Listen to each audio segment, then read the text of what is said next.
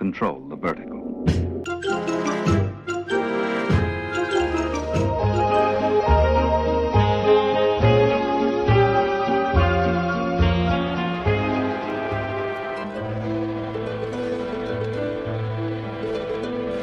Welcome to Anthologic, the TV anthology podcast.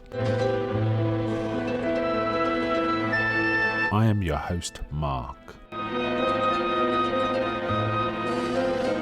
Anthologic is a podcast dedicated to exploring the good, the bad, and the odd of horror, science fiction, and the best of mystery suspense anthology shows and series on TV.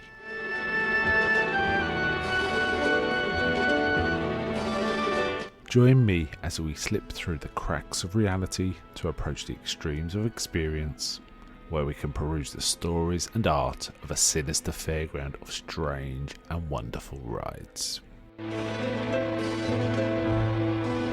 And now we go on to the show that is the focus of this particular episode.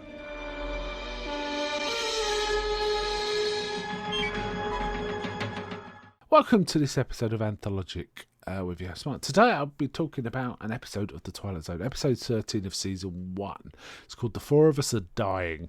It first aired on January the 1st, 1960s, so this is the very first 60s show for The Twilight Zone. And an interesting one, this, because it's super dark. There's no redeeming or light elements at all. It's an interesting one. The Four of Us Are Dying. It's based on a short story by George Clayton Johnson that I think was unpublished, that was originally called All of Us Are Dying. Now, I think he said to an agent who said, yeah, it's pretty good. I'm going to send it on to Serling, because Serling was sort of looking for stories for his show, I think.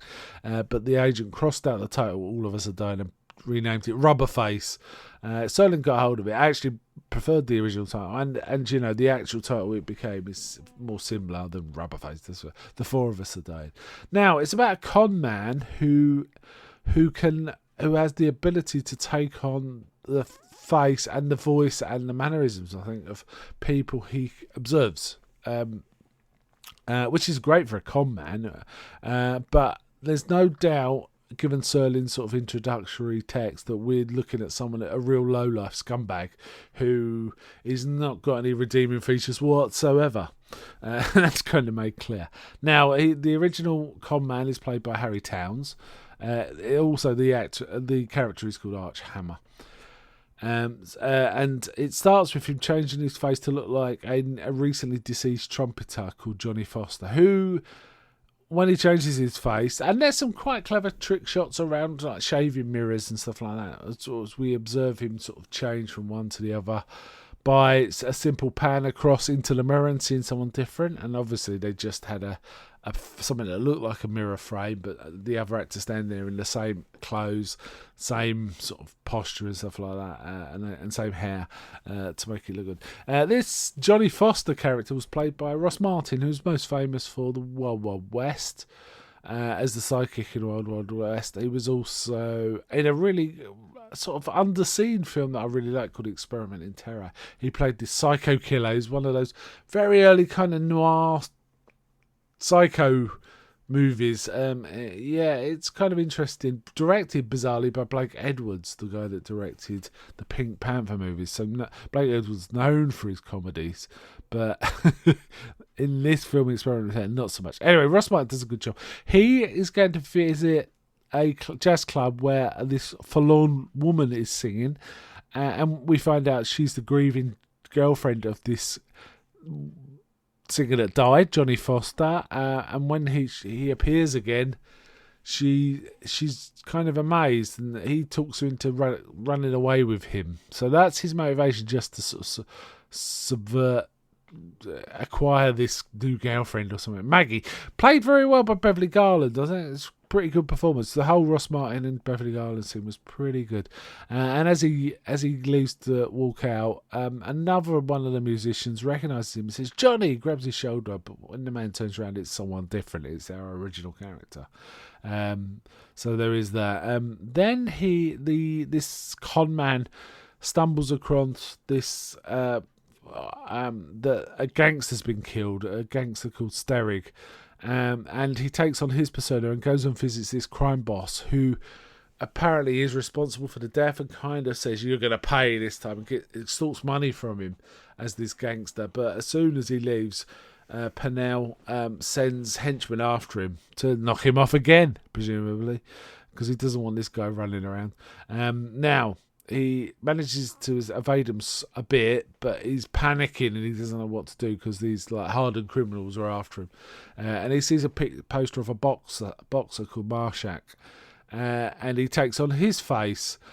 So just as he just finishes, these two henchmen come around the corner, grab him thinking he's their man, but then they see he's got a different face, so they leave him alone, and he kind of thinks he's got away with it. As he wanders on the street, he passes a newsstand. This old guy starts harassing him about what he did, and it transpires that this is the man's father, the person whose persona he's taken on his father, and he's very angry at him. He's talking about how he broke his mother's heart, how he ruined a poor sweet girl, how could he ever do that? And the father's going, I'd have done anything for you, and you did this to us and all this.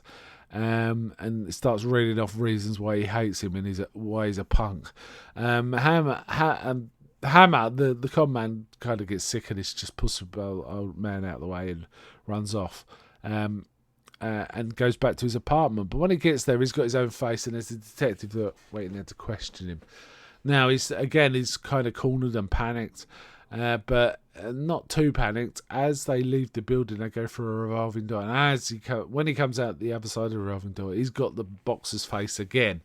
So the detective is kind of flummoxed, and he's lost his collar, as it were. So he wanders off. So the con man's walking down the street again, and he encounters the old man again. This time it's more serious. The old man pulls a gun and said, "How could you do this to us?"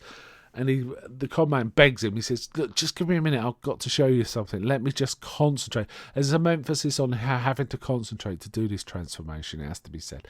But the old man shoots him. And as he lays there dying, his faces cycle until he gets back to his own one. And then the closing narrations, bleak as anything. Yeah, it talks about what a cheap little man this guy was, and how all four of these characters are now dying on the street. And it ends.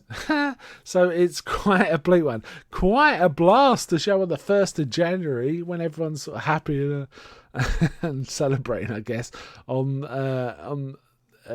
1st of January 1960. So, yeah, bold, really. Yeah, I like this. I like this a lot. I think I preferred the earlier scene involving Beverly Garland and Ross Martin.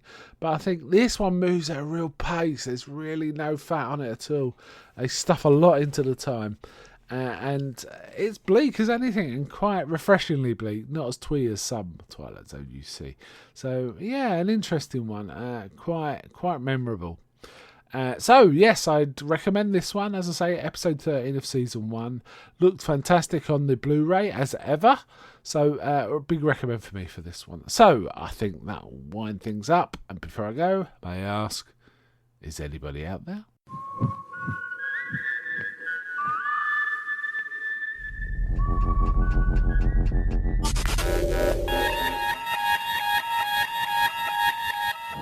We now return control of your television set to you until next week at this same time, when the control voice will take you to